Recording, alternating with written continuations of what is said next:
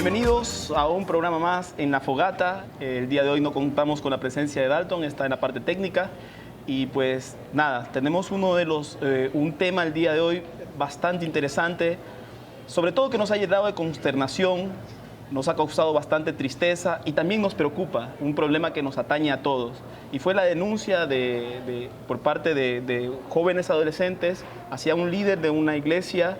Y estos jóvenes denunciaban que habían tenido acoso sexual por parte de este líder religioso. Esto nos lleva a pensar que nuestros hijos, nuestros adolescentes no están exentos a sufrir este tipo de calamidades y que pueden llegar incluso hasta ser violados. El índice de violaciones en el Ecuador es altísimo y generalmente se estima que están relacionados con la familia. El día de hoy contamos con la presencia del pastor, también él es psicólogo, Óscar Aguirre, a quien damos la bienvenida. Bienvenido, Óscar. Gracias, Darío. Un saludo cordial, Álvaro. Bueno, les agradezco la invitación en esta ocasión para tratar un tema muy difícil, un tema muy controversial y que sin duda debemos tratarlo hoy aquí en la mesa. Sí. Bueno, con respecto a este acto que ya ha sido un acto público, ya hay varias denuncias. Es algo penoso realmente, algo muy triste que nos hace ver cuán vulnerables estamos. Y la Iglesia, lamentablemente, no ha estado ajena a este peligro del cuidado o de la afectación que pueden sufrir nuestros hijos en la parte tan privada como es la parte sexual, ¿no? Hoy en día hemos visto tantos casos que ya no solamente son a nivel internacional, cada vez lo vemos más cercanos. Y uno a veces dice, no, esto nunca nos va a pasar, esto nunca va a llegar acá a nuestra ciudad, o nunca me va a pasar a mí o a mis hijos. Y eso es lo que preocupa a Darío y a Álvaro estos días, ¿no? Álvaro, con respecto al tratamiento de la información, mucho también recibimos dentro de los mensajes el hecho de que si se expone esto a través de los medios de información, se puede de alguna forma, no permitir que se siga el debido proceso de las indagaciones. ¿Tú consideras que los medios de información tienen la obligación de exponer inmediatamente cuando ya hay una denuncia objetiva de los actos? Mira, yo creo que los medios están capacitados, están facultados para poder abordar este tipo de temáticas siempre y cuando se respeten los términos legales establecidos. Todos sabemos que en el plano periodístico, ¿no?, cuando son temas de abuso sexual, temas de acoso sexual, todo lo que tenga que ver con temas de abuso sexual, ¿no?, y todas sus aristas, y peor aún cuando se trata de menores de edad, debe protegerse la identidad, tanto de la presunta víctima como también inclusive del presunto agresor, de sus familiares, del lugar inclusive donde esto se ha ocasionado. Creo yo que por ahí algunos medios, por desconocimiento, quizás por dejarse llevar por el apasionamiento del sensacionalismo, quizás por momentos se pierde el rumbo, ¿no? Y terminamos diciendo inclusive poco más y dónde vive o cómo se llama el agresor, ¿verdad? O tomamos la precaución de quizás taparle el rostro, hablando del tema del tratamiento de los medios, ¿no?, y haciendo una breve reflexión al respecto, ¿no? En muchas ocasiones hemos podido presenciar en medios locales y nacionales, sí, ¿verdad? No decimos el nombre de la víctima, pero decimos el nombre del agresor. Error. O no decimos el nombre de la víctima, no decimos el nombre del agresor, pero decimos la calle y entrevistamos al vecino. Entonces, evidentemente son errores que se siguen cometiendo. Eso respecto al tema del tratamiento de la información, como una reflexión muy superficial y muy breve.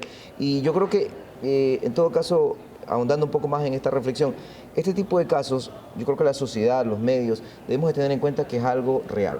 Primero debemos aterrizar en la idea de que esto es algo real, algo que está pasando y algo que debe abordarse, pero como le decía Óscar, fuera de cámaras, tiene que tratarse con la seriedad del caso y con la responsabilidad del caso. En el tema de los medios, un llamado en todo caso, ¿no?, desde este humilde espacio, a que se aborde este tipo de temáticas respetando la integridad, sobre todo, de las víctimas e inclusive, y quizás muchos no concuerden conmigo en lo que voy a decir, inclusive del presunto agresor, porque recordemos que existe el principio de inocencia.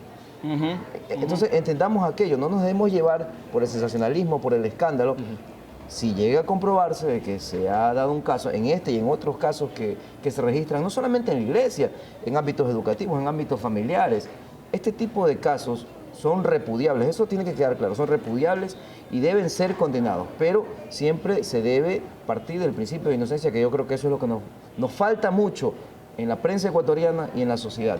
Culpamos, señalamos, juzgamos, un titular ya lo hacemos culpable, en el caso de la prensa, y no, yo creo que no debería ser así. El principio de inocencia debería primar. Y por supuesto, el sistema de justicia debe trabajar mucho más en este tipo de casos que en otros, para, en caso de que sea culpable, que todo el peso de la ley caiga sobre esa persona, pero una vez ya comprobado el delito. Una de las críticas más grandes que existieron, Oscar, fue el hecho de que se presume el líder de la iglesia, o sea, el pastor líder de la iglesia donde trabajaba esta persona, el supuesto acosador, fue encubierto por este pastor. Es decir, trató de hacer la forma, viste que lo puso a un lado por un tiempo y todo lo demás, pero trató de, en lo posible, mitigar su culpa para, de alguna forma, ayudarlo al hombre ¿no es cierto?, al supuesto acosador. Oscar, ¿qué acción debe de tomar la iglesia cuando hay una denuncia de algo tan complicado, tan sensible como un acoso sexual, una violación? A ver, tomando las palabras también de Álvaro y con respecto a la pregunta que tú estás haciendo, Darío, creo que el boom de la noticia actual en nuestra ciudad ha caído, y debemos evitarlo, en un sensacionalismo y un amarillismo por cuanto es cristiano el agresor o el supuesto agresor. Entonces no cabe duda que habrá personas que aprovecharán esto. Yo soy cristiano desde hace muchos años. ¿Por qué digo esto? Porque en más de una ocasión he sentido que sobre nosotros los cristianos, los evangélicos, están las miradas de las personas. Y en más de una ocasión, en cualquier tipo de eventos o actividades, incluso deportivas, hay como un ojo, una mirada como que uno no puede fallar. Como que uno tiene que, por el hecho de ser cristiano, son vigilados. Uno no se equivoca, uno no comete errores, uno que casi es el cuarto integrante de la Trinidad.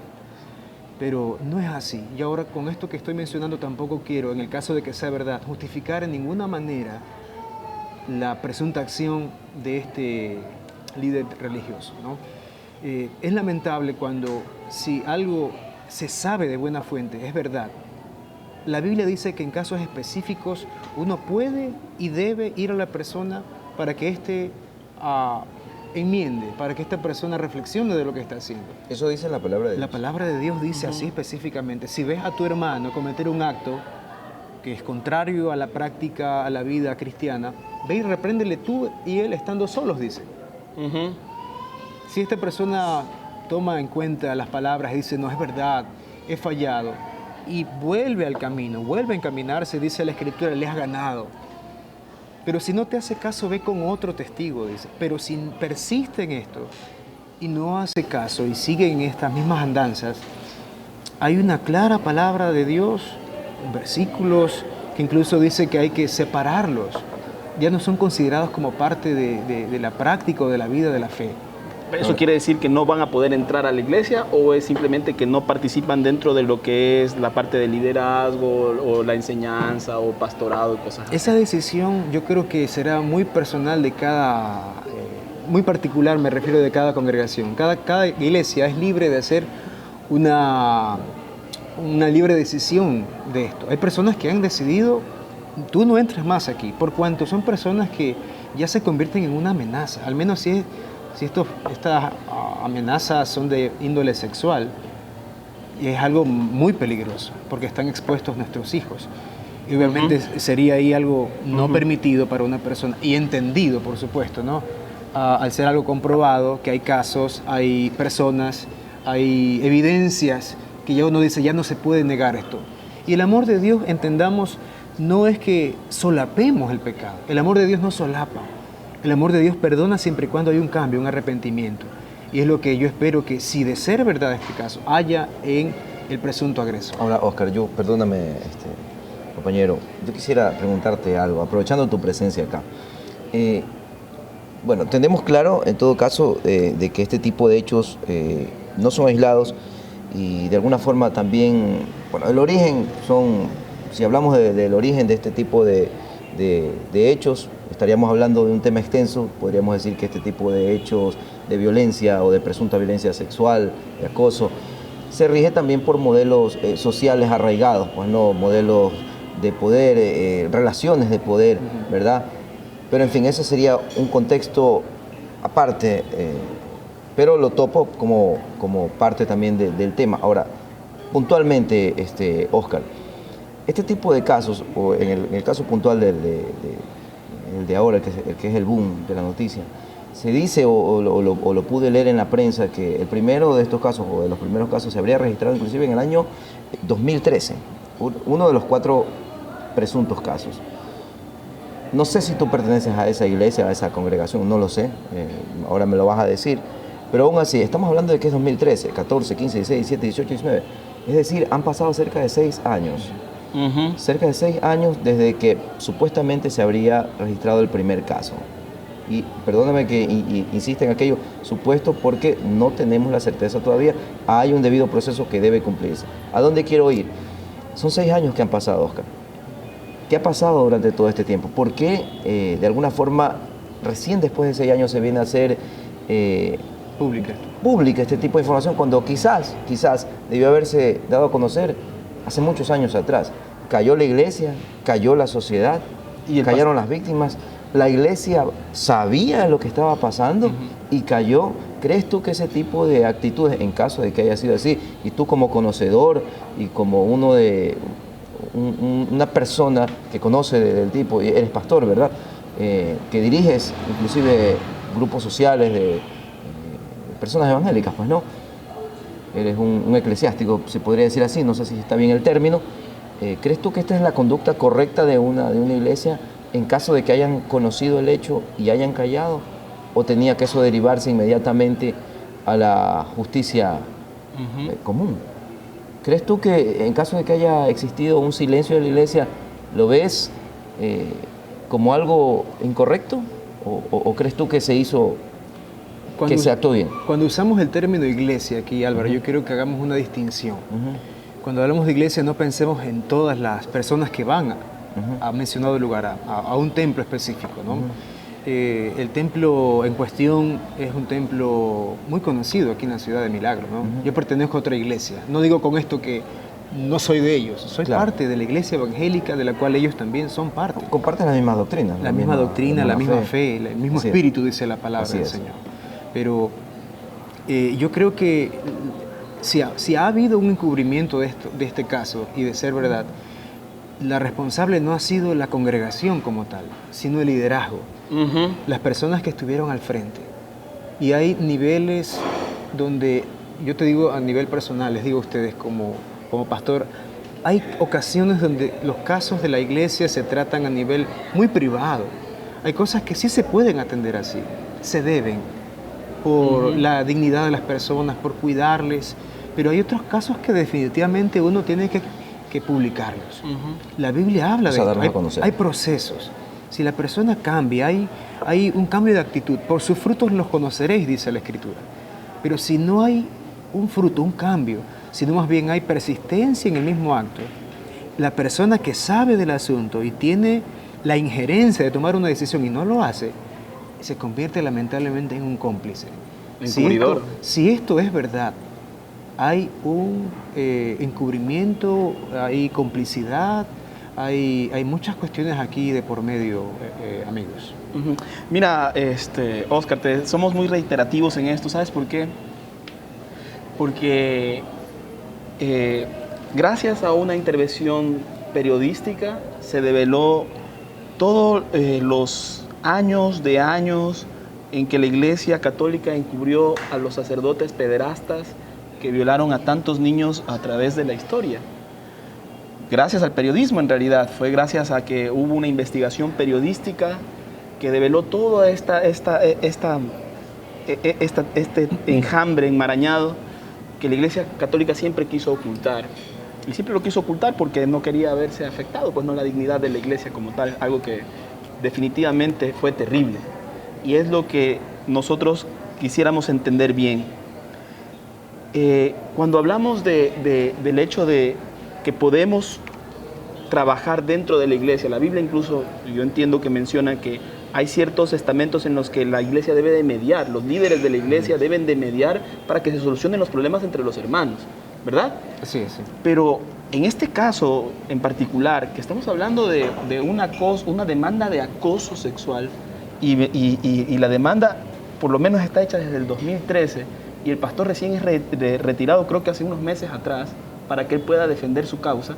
Entonces sí estamos hablando de un encubrimiento completo de la persona. Porque considero, y por favor, una vez más, puntualmente, la iglesia cuando recibe una denuncia, no sé si usted ha recibido una denuncia de que en su iglesia se haya dado este tipo de problemas, en la iglesia en la que usted está trabajando, pero si usted recibe esta denuncia, ¿cuál va a ser la función que usted va a tener como líder de esta iglesia? Bueno, en lo particular, en la congregación en la cual servimos ya desde hace más de 14 años, no hemos tenido este tipo de denuncias contra alguna persona integrante de la feligresía. Pero si llegara a ocurrir el caso, yo creo que hay dos cosas que no se pueden tal vez dispensar en una congregación. Los pecados se pueden perdonar. Jesucristo nos da esta apertura, fíjense, no hay pecado imperdonable. ¿Qué es lo que no se perdona de pronto? El que no se quiera remediar, el que no se quiera cambiar. Pero hay cosas que, por ejemplo, la violencia intrafamiliar, el golpe, el abuso. Tienes a una persona que le pega a su mujer en la iglesia y viene esta hermana y te dice, mira, mi marido me pega, pastor, ¿qué hago? ¿Qué hacemos ahí en esos casos, no? Porque no solamente el acoso sexual, es también la violencia, el maltrato físico, el golpe, que también lamentablemente se da en nuestras congregaciones. Por supuesto. Y no se habla de esto. Se trata de... Se calla, se encubre por aparentar. Una de las debilidades que ha tenido la congregación, la iglesia a nivel general, es pues dar la apariencia de que todo está bien. Incluso yo combato mucho con un saludo que solemos tener las iglesias. ¿Cómo están? Bendecidos, prosperados y en victoria. Yo discrepo un poquito con eso. Siempre estamos así, siempre estamos en victoria, siempre estamos felices, siempre estamos al 100. Y la verdad es que no. Pero la cuestión es que tratamos de aparentar una espiritualidad que a veces no tenemos, que no disfrutamos. Y ser débil no es pecado, por Dios. Tener debilidad, llorar, por ejemplo, que el hombre llore, que una persona exprese sus debilidades, no es pecado. Y si una persona tiene luchas en un aspecto tan importante que no solamente le repercute a él, sino a otras personas, como la debilidad en el aspecto sexual, debe pedir ayuda. Tiene que pedir ayuda y aceptar, miren, yo no sirvo para esto, ayúdenme, necesito un socorro, una asistencia, una ayuda, por Dios, porque no solamente estamos en riesgo nosotros, está en riesgo más personas que podamos dañar incluso con nuestras actitudes o actos, ¿no? Oscar, referente a esto último que acabas de decir, desde tu punto de vista pastoral, ¿crees tú que este tipo de actos terminan rompiendo enormemente la confianza en la iglesia, en este caso la iglesia evangélica, la dignidad de la misma? ¿En cuánto afecta este tipo de casos a la imagen, a la iglesia ya como institución? Porque tampoco, y quiero ser claro en esto, ¿no? Y la sociedad debe tener en cuenta esto también. No podemos, por un presunto actor religioso que presuntamente haya cometido algún acto impropio o haya sido protagonista de un acto que no va de acuerdo a lo que él mismo predica, por una persona no podemos meter al mismo saco 100 o 500 o 1000 pastores que puedan existir acá. Sin embargo, es un hecho que por lo mediático que se vuelve, afecta a la institución, afecta a la imagen, afecta a la dignidad de la iglesia evangélica como tal. ¿En qué medida crees tú que está afectando a la iglesia evangélica este hecho registrado ahora? No muy común en la iglesia evangélica, tengo que decirlo, es más común o ha sido más común en la iglesia católica, ¿no? pero ahora vemos que también en la iglesia evangélica presuntamente se estarían dando ese tipo de casos. ¿En cuánto afecta y cómo ustedes como iglesia pueden reponerse ante este tipo de hechos, de alguna forma para recuperar quizás esa confianza que en algunos sectores o algunas personas se podría estar perdiendo? Yo creo que esta pregunta podemos responderla con otra pregunta. ¿Quiénes conformamos la iglesia? A veces se tiene una idea equivocada, errónea, de quiénes somos parte de la iglesia. Y también se endiosa mucho a quienes lideramos, a quienes tenemos la intención de servir a la iglesia. Se piensa que de pronto los pastores casi que flotamos, ¿no? Y que no pecamos nunca, o que no tenemos pensamientos, que levitamos, ¿no? Y que no tenemos pensamientos pecaminosos, o que, qué sé yo, son ideas erráticas que la gente tiene.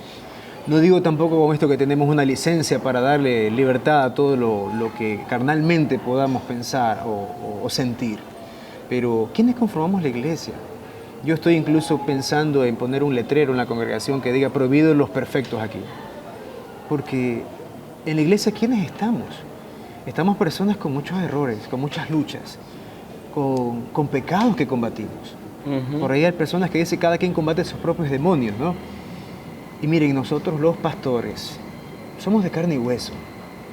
Somos personas y nadie está exento, nadie está libre de caer, nadie. La Escritura tiene un versículo muy claro. Dice, el que quiere estar firme, mire que no caiga, dice. Eso significa que todos podemos ser vulnerables, Darío, Álvaro. Todos estamos vulnerables a esto. Si uno nota una tendencia, algún atisbo de oscuridad en nosotros, tenemos que volvernos al Señor, volvernos a Él. El golpe que se ha dado, lamentablemente, por asuntos mediáticos de la iglesia ha sido duro. Ha sido un golpe fuerte para la iglesia evangélica estos días. No tenemos que decir, no pasa nada, aquí le echamos tierrita al asunto, ¿no? Yo con estas palabras también quiero ser muy enfático. Yo no pretendo, mi intención al venir a este conversatorio con ustedes, del cual me siento muy honrado de poder llegar a la ciudad de Milagro, es no hacer leña de este árbol caído, sí, porque no es un ataque personal en este caso, sino contra el acto mismo, ¿no?, de ser verdad. Entonces sí ha sido un golpe muy duro del cual, ¿cómo podemos levantarnos? Yo creo que si esto es verdad, el agresor tiene que no encubrirse más, por Dios. Tiene que aceptar, yo hice esto. La verdad nos hace libres. ¿Por qué ha salido todo este asunto a la luz? La verdad tiene una particularidad. Por más que tú la trates de encubrir, por más que tú la trates de tapar, la verdad tiene una particularidad. Siempre sale a la luz. La verdad en este caso se ha servido de personas como ustedes, periodistas, y siempre ha habido la manera en cómo la verdad flota. Y lamentablemente, si esto es verdad, ha sido un golpe muy duro del cual solo la gracia de Dios puede amparar a la iglesia, ¿no? Ahora, las personas que puedan ver estos casos, algunos se escudarán y dirán, por eso es que la iglesia evangélica, yo no sería nunca evangélico, ¿no? Porque la gente mira a las personas. Y es verdad, tenemos que ser ejemplo. Pero la Escritura también dice muy enfáticamente que al que tenemos que ver es a Jesucristo. No con esto nosotros nos exime la responsabilidad de tratar de ser ejemplo, de poder ser ese padre, ese amigo, ese pastor, esa persona que refleje el carácter de Cristo, que es lo que nos está faltando hoy en día en nuestra sociedad. Oscar, quisiera terminar con algo. Esto nos enseña algo. Nos enseña que la iglesia no está exenta de estos, de este tipo de pecados que realmente consternan a la sociedad, ¿verdad? Y entendemos que la iglesia es un agente de cambio social, un agente positivo de cambio social. En el caso tuyo, que trabajas con jóvenes, que trabajas con adolescentes, que trabajas con niños, que trabajas con padres de familia, ¿qué acciones, teniendo en evidencia esto que ha sucedido o esta denuncia que se está planteando, cómo tú puedes ayudar a los tantos jóvenes que llegan hasta ti para que estén preparados en el momento en que ellos reciban acoso sexual? Porque hay un problema, lo habíamos mencionado antes, es un tabú. Las familias no quieren conversar de la parte sexual, que es tan importante que los jóvenes lo entiendan. Y yo quiero decir esto porque para mí, como te mencioné hace un momento, fue una maravilla, fue como que me abrió el panorama cuando mi madre un día me dijo, Darío, leí un artículo en el que dicen que tú en cualquier momento de tu vida, ¿verdad? Puede ser que pienses que eres homosexual sin serlo. Dice, porque en lo que tú te vas situando, vas desarrollándote, puede ser que en un momento determinado tengas pensamientos que no son correctos o que simplemente te vienen por el ambiente social en el que te desarrollas. Eso para mí fue como que me abrió todo el panorama de mi vida. Y cada vez que yo veía a gente, a personas afeminadas y todo lo demás, yo decía, bueno, esos son ellos, pero yo sé lo que soy. Y eso me ayudó bastante. ¿Cómo tú vas a hacer que tu iglesia sea de un impacto social y que esos jóvenes que están contigo, esos niños que están creciendo en tu iglesia, que están domingo a domingo, sábado a sábado, miércoles a miércoles, por los cultos que ustedes realicen, ¿verdad? ¿Cómo tú vas a ayudarlos a ellos? Mira, la perspectiva de la problemática de la sociedad llega más sobre ti cuando tú eres padre. Yo tengo la gracia de ser padre de 2 preciosos niños. Y antes de serlo, pues uno ve los problemas como ajenos a uno, ¿no? No nos van a llegar, estas cosas nunca nos van a afectar, pero siendo que vivimos en un mundo caído, en un mundo de maldad, en un mundo donde cada vez hay más problemas, ¿qué podemos hacer? Es la pregunta, ¿no? ¿Hay algo que yo, como persona, como pastor, podamos hacer? Yo creo que sí, y quiero dirigirme a la ciudadanía en este momento, ¿no? Debemos de hablar directamente con nuestros hijos. Algo que es un tabú, como mencionábamos antes de empezar esta entrevista, es que la sexualidad es algo que no se aborda en nuestra casa. El padre no quiere, teme del asunto, la madre no se siente preparada, pero es que nadie lo está realmente. Es hasta que uno empiece el tema, a hablarle a nuestros niños de la importancia de su cuidado, de que nadie los puede tocar, decirle las cosas a nuestros hijos del peligro, del riesgo en que se pueden encontrar. Yo creo que aquí, más allá de buscar culpables a esta situación que ha ocurrido lamentablemente, supuestamente, es también qué responsables hay detrás de todo esto. ¿Dónde están los padres de los supuestos muchachos abusados? ¿Dónde están los que debieron haberlos cuidado también? Yo no estoy eximiendo de ninguna responsabilidad al presunto agresor, pero también ¿dónde están los padres? ¿Dónde estamos nosotros? Para que nuestros hijos se hallen tan vulnerables por la ignorancia a veces. Hay personas que de manera religiosa, las sectas mayormente, tienden mucho a la manipulación de las mentes de las personas. Y con Biblia en mano, con criterios espiritualizados, llevan a las personas hacia una vulnerabilidad de la cual no pueden escaparse. Y piensan que lo que se les pide, lo que se les propone, es normal.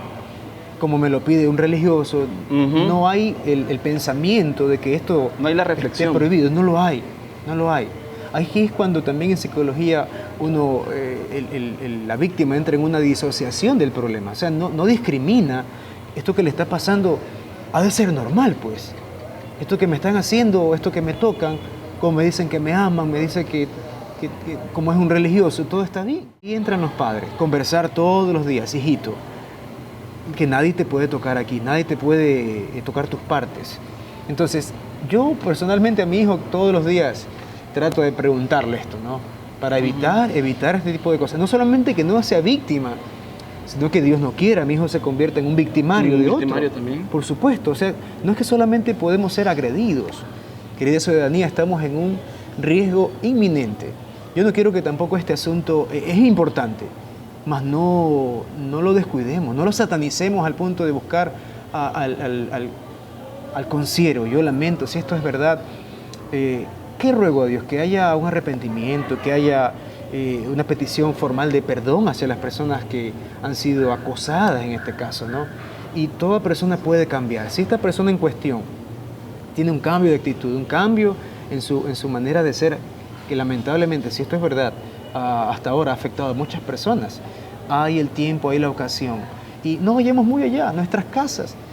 En el tratamiento de consejería con los jóvenes, ¿sabes dónde está el abuso? No está afuera, está en casa, está adentro, está en un padre, en una madre, en los padrastros.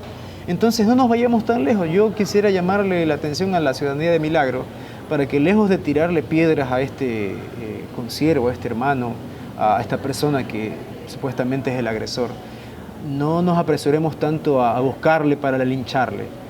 ¿Sabes que Jesús dijo una cosa? Con esto quiero terminar. Tal vez nosotros nos escandalicemos mucho por los actos visibles. Es que lo vimos, es que esto es así. Pero también la Biblia habla, y Jesús lo dijo puntualmente, tan culpable es el que comete adulterio metiéndose en la cama con alguien, como el que piensa, el que en sus pensamientos divaga con la misma situación. Entonces, miren, tal vez para la sociedad esto es menos, pues si yo pienso en robar no es lo mismo que hacerlo. Pero bajo los parámetros divinos viene siendo lo mismo. Ahora, yo llamo a la reflexión para que nosotros como padres, pues, estemos muy pendientes de nuestros hijos, aportemos en lo posible. Este aparatito se ha convertido actualmente en una ventana para todo tipo de inmoralidades, infidelidades y mucha basura realmente podríamos meter aquí si no tenemos un control de esto. Así que hay muchas cosas, muchas campañas que podríamos y debiéramos hacer empezando en casa para evitar toda esta problemática más adelante, ¿no? Oscar, qué gusto ha sido tenerte acá. Gracias por tus palabras muy sabias. Yo quisiera terminar. Quisiéramos terminar en esta. Álvaro, ¿tienes algo que puntualizar? Tú primero, sí. Yo solamente quisiera finalizar diciendo, hace un momento atrás, una amiga yo le dije que había hecho un editorial en el que había dicho que el hombre si de conocerse todo y si tiene alguna imputación penal tiene que irse a la cárcel, ¿no? Y yo le dije, ojalá yo no caiga tan bajo. Y ella me preguntó, ¿cómo es esto, no? Y yo le dije, bueno, yo no tengo yo no he tenido una inclinación homosexual, gracias a Dios, pero sí sé que que yo lucho con mis propios demonios y sé que hay cosas en mí que me gustaría jamás se salgan expuestas a la luz pública. Yo creo que todos los que estamos aquí lo sabemos. Así es. Luchamos con nuestros demonios y pues lo que, como tú dijiste y que me has dado tanta luz el día de hoy, te agradezco mucho, es el hecho de no se trata de lanzarle piedras a este hombre que ha caído y que finalmente pues ya tendrá su repercusión a nivel si es judicial, ya ha sido expuesto a la luz pública. Se trata de concienciar y del hecho de que no permitamos que nuestros jóvenes sean víctimas y no seamos nosotros tampoco en algún momento de nuestras vidas seamos victimarios de gente con esto, ¿no? Te agradecemos mucho, Oscar, por haber Un placer estado estar aquí. Sí, Oscar y Darío, yo me quedo con los segundos finales, cosas puntuales. Definitivamente estoy de acuerdo, Oscar, con lo que tú dijiste, no hacer leña del árbol caído, ¿no? Esa no es la intención ni de este programa, ni de nosotros como las personas que estamos de alguna forma a cargo de la conducción de este programa, ¿no? Simplemente analizar y reflexionar este tipo de situaciones para llamar a la concienciación, para que la ciudadanía tenga también otro criterio diferente del que normalmente nos ofrecen los medios, que por lo general pues hacen uso del sensacionalismo para poder informar este tipo de cosas, y en ese campo o en esa selva se olvidan de cosas elementales, como por ejemplo preguntarle a personas como tú, que saben y que pueden dar una opinión alternativa de este tema y sobre todo un mensaje de orientación, ¿verdad? Eso por una parte. Dejarle la pregunta al público, ¿quiénes somos nosotros para juzgar? ¿Somos los más adecuados para juzgar nosotros? ¿Juzgar a una u otra persona? Yo creo que no. Es necesario, sí, también un permanente, yo sí creo que es necesario un permanente examen de las conductas y los comportamientos de todos los ámbitos, en el ámbito religioso, en el ámbito educativo, en el ámbito laboral. Es necesario un permanente examen de conductas y de políticas inclusive, o de comportamientos en las personas. Educar en casa, estoy de acuerdo con aquello, y sobre todo, no perder la fe, quienes creemos en Dios o quienes sabemos que hay alguien arriba y que tenemos esa fe. La fe es creer en aquello que no podemos ver, ¿no? No lo podemos ver a Dios físicamente, pero en mi caso, y creo que en el tuyo también, y creo que en el de Darío también, creemos que existe un Dios. No perder la fe por este tipo de situaciones que de alguna forma sí quizás manchan a la iglesia, en este caso la evangélica, puede ocurrir en la católica, puede ocurrir en cualquiera de las religiones o en cualquiera de las iglesias, pero no perder la fe en Dios. El acto o el presunto acto es cometido por un ser humano, y los seres humanos somos falibles, propensos al error. Estamos propensos al error, propensos al pecado, propensos a fallar. Y una cosa más, en caso de que esto llegue a comprobarse, no solamente sería un abuso de tipo sexual, yo creo que también sería una vez más un abuso a la fe. Y esperemos que no sea así. Gracias, Oscar, gracias, Darío, por el espacio y gracias a toda la gente que nos ha acompañado. Gracias, Dalton, también por la invitación.